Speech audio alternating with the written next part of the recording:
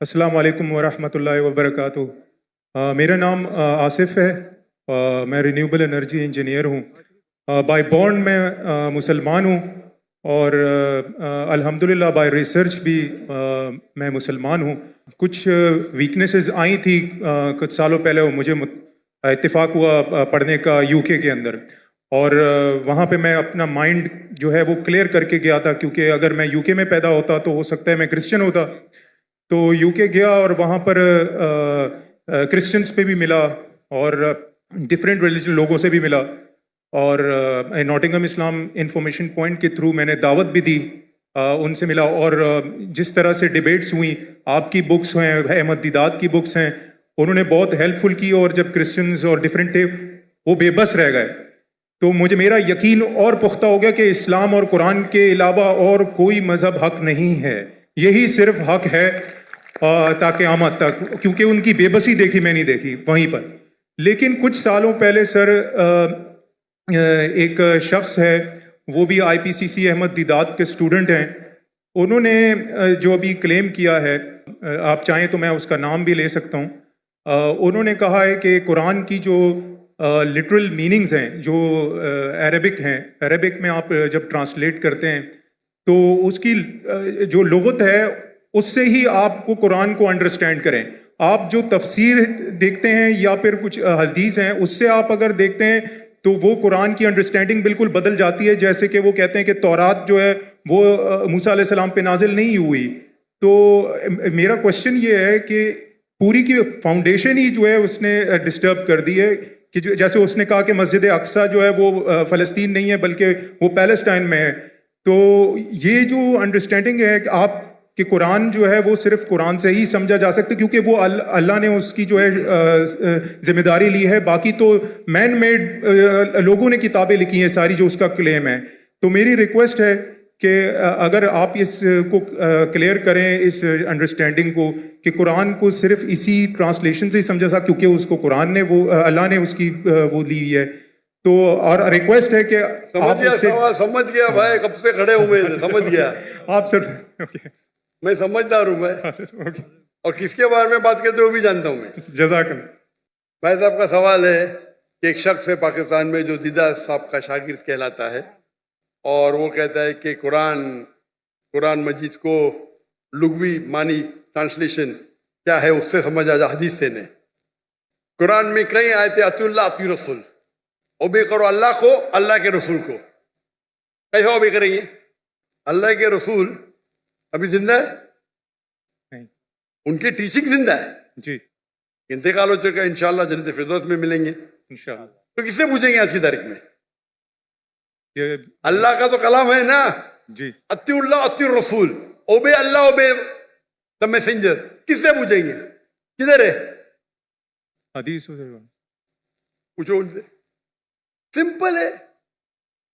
کوئی بھی اگر قرآن کا بیسٹ کامنٹری قرآن خود ہے اور اللہ کے رسول کی حدیث، دو چیز، قرآن خود اور اللہ کے رسول کی، یہ بیسک ہے۔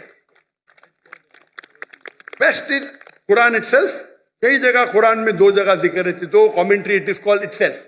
نمبر 2 اللہ کے رسول کی حدیث، اس کے بعد اینسلری، اور ہو سکتا ہے سائنس، ہو سکتا ہے ٹیکنالوجی، بعد میں آئیں گا۔ دو بنیادیں اپنے شریعہ کی، قرآن اور حدیث۔ اور پھر قرآن میں یہ بھی لکھا ہے فَاسْأَلُوا أَهْلَ الذِّكْرِ إِن كُنتُمْ لَا تَعْلَمُونَ۔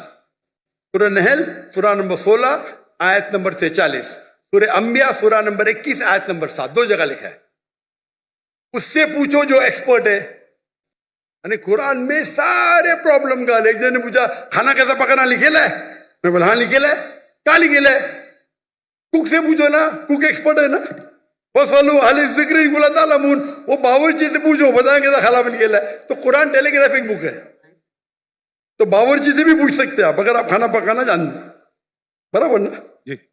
تو قرآن کے اندر گائیڈ لائن دیے گئے، best is Quran itself, number 2 صحیح حدیث، اینڈ اینسلری بھی ہو سکتا ہے۔ مثال کے طور پہ آپ ایکسپرٹ سے پوچھ رہے، آپ سائنس کا پوچھ رہے، اگر آپ لغا سے کچھ ملتا ہے آپ کو، تو ایک ہوتا ہے کہ قرآن کی تفسیر تھرو قرآن، نمبر 1، ایک قرآن کی تفسیر تھرو حدیث، नंबर 2, कुरान की तफसीर लुगा भी है.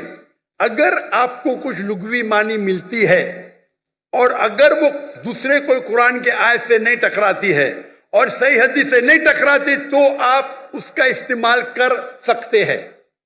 समझे? समझे ना? जी जी. क्योंकि कई बार एक अरबी लफ्ज के 3 मानी 4 मानी होते हैं. तो पहले आपको तहकीक करने पड़ेगा इसके बारे में कुरान में और कहाँ लिखा गया है. मिल गया, हदीस से मिल गया. फिर लुगा देखो, अच्छा ये कुरान में 4 मानी है, ये 2 कुरान से मिलते हदीस से मिलते, बाकी 2 नहीं मिलते, बाकी 2 को निकाल दो. आप समझे? जी लेकिन अगर नहीं टकराती है तो आप इस्तेमाल कर सकते हैं. अगर जी. नहीं कुरान और सही हदीस से नहीं टकराती है, जी. अगर ऑर्डर रहता है, there is order. Number 1 is Quran, फिर हदीस है, फिर बाद में आपका लॉजिक है. लॉजिक ऊपर नहीं आता है, लॉजिक नीचे, उर्फ है, कस्टम्स है. तो फिक के अंदर उसूल है. ये उसूल के डिफरेंस होने की वजह से थोड़ा इख्तिलाफ है, उसके ऊपर भी मैं डिटेल में जाऊंगा नहीं. जी. लेकिन लुगा का इंपॉर्टेंस है, टॉप पे नहीं है, टॉप पे नहीं है, नीचे. आप समझे ना? जी जी. अगर हदीस से साबित हो गया कि ये कुरान के मानी ये है तो हदीस है फाइनल, बट सही हदीस होना चाहिए. मिसाल के तौर पे सबसे पहली आयत जो नाजिल हुई, पहले 2 आयत, इकरा बिस्मि रब्बिकल्लज़ी खलक खलकल इंसान मिन अलक, और इकरा की सूरा नंबर 96 वर्स 1 और 2. पढ़ो अल्लाह के नाम से जिसने पैदा किया एक खून के लोथड़े से, लीच. अभी साइंस आज कहती है खून के लोथड़े से तो इंसान बना ही नहीं. उसका मतलब कुरान में गलती है, नउज़-बिल्लाह, बराबर ना.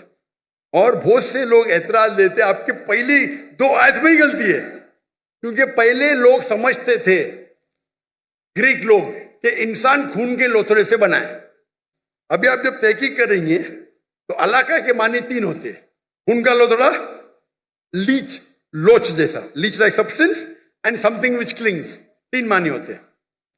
खून का लोथड़ा, लीच लाइक सब्सटेंस. लीच को क्या बोलते हैं उर्दू में? लोच. लीच को क्या बोलते हैं उर्दू में? जोंक. जोंक. जोंक. जोंक. जोंक. और तीसरा है समथिंग विच क्लिंग, जो लटकता है. तो कीथ मोर के पास जब गए थे और ये तीनों मानी दिखाए, कीथ मोर एक क्रिश्चियन था. जी. 1991 में 1920 में गए थे उनके पास. वो दुनिया का बेस्ट एम्ब्रियोलॉजिस्ट था. लिखे के तर्जुमा. हमारी साइंस को पता ही नहीं कि एम्ब्रियो मतलब जब बच्चा माँ के पेट में जब शुरू में पैदा होता है उसे कहते हैं एम्ब्रियो. हमारी साइंस तो कहती नहीं कि वो जोंक के जैसा लगता है. वो माइक्रोस्कोप में गया, शॉक हो गया, अरे हाँ सही है भाई, ये जोंक लगता है. तो इसमें मानी कौन सी है? अभी अलाका की क्या मानी है? जोंक. समझ गए? या. बाद में उससे पूछे बाकी के बारे में क्या है? नहीं भाई, बच्चा लटकता भी है तो दोनों सही है. बच्चा जब मां के पेट में रहता है, वूम में रहता है, तो बच्चा लटकता है थ्रू द एम्बोलिकल कार्ड. एम्बोलिकल कॉर्ड के थ्रू लटकता है, बराबर. दोनों सही है. और रिसर्च करे पता चला कि दिखने के अंदर बच्चा शुरू में खून का लोथड़ा दिखता है, तो वो भी सही है. खून के लोथड़े से नहीं बना, लेकिन खून के लोथड़े जैसा लगता है.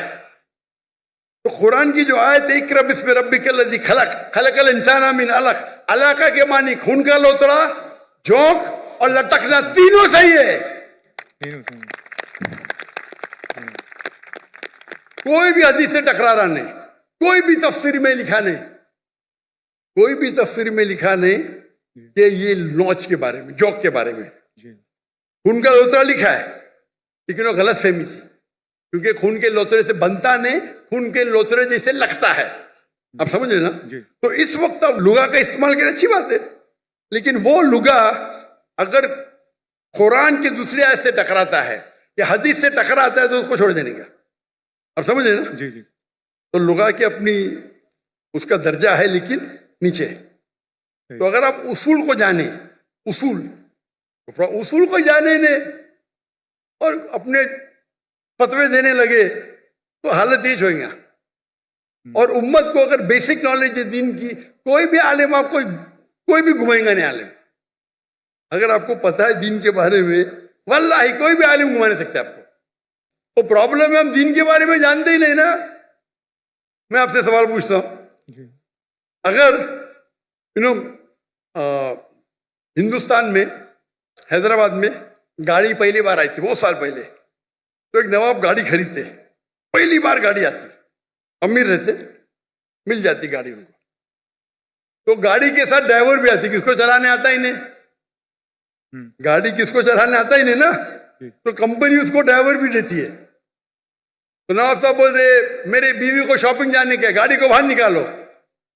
تو ڈرائیور بولتے نواب صاحب گاڑی خراب ہو گئی, اب بھی صحیح کرو. تو بولے صحیح کرنے کے لیے 10 کلو گھی چاہیے, 20 کلو رائس چاہیے, باسمتی رائس, اور 30 کلو شکر. تو نواب صاحب اس کو 20 کلو گھی دیتے, 30 کلو باسمتی رائس اور 30 کلو شکر دیتے, اور گاڑی چلنے لگتی. میں آپ کو پوچھتا ہوں, آج آپ کا ڈرائیور بولا مجھے گاڑی صحیح کرنے کے لیے 20 کلو اصل گھی چاہیے, 30 کلو باسمتی رائس چاہیے, اور 30 کلو شکر چاہیے, دیں گے اس کو؟ Of course not. کیا کریں گے, لات مار کے بھگائیں گے نا, کیونکہ آپ گاڑی کے بارے میں جانتے, آپ دین کے بارے میں نہیں جانتے. تو یہ مسلمان کا جہل ہے. آپ دین کے بارے میں جان لیں گے تو کون آپ کو گھی نہیں پوچھے گا. آپ سمجھے نا. کل میرے بیٹے نے تقریر کی تھی اردو میں, کیا قرآن کو سمجھ کے پڑھنا ضروری ہے. ہو سکتا ہے کہ یہ ایگزامپل انہوں نے دیا ہے کل کی تقریر میں, دیے نا, ماشاء اللہ آپ تھے. تو وہ پرابلم ہے. اگر کوئی ایک دم پیچیدہ سوال ہے فقہ کا, تو جا کے پوچھو. یہ بیسک کیا پوچھنے کا, ہمارا فرض ہے. اگر کوئی فقہ کے بارے میں تو جاؤ مولانا کے پاس, اچھی بات ہے. یہ بیسک چیز کے بارے میں کیا, آپ سمجھ رہے نا. تو if you know the basic knowledge کو نا میں گھمائیں گا نہیں. تو قرآن کو سمجھ کے پڑھو. الحمدللہ جہاں تکلیف آتی ہے نزول قرآن تو عالم سے بہت ضروری ہے, لیکن یہ بیسک کس طریقے سے قرآن و حدیث پہ عمل کرنا چاہیے, تو ہر مسلمان اگر سیکھے. یہ ہمارے راہ نجات کی کتاب ہے, تو انشاءاللہ ہم اس دنیا میں سفل رہیں گے, آخرت میں بھی. جزاک اللہ.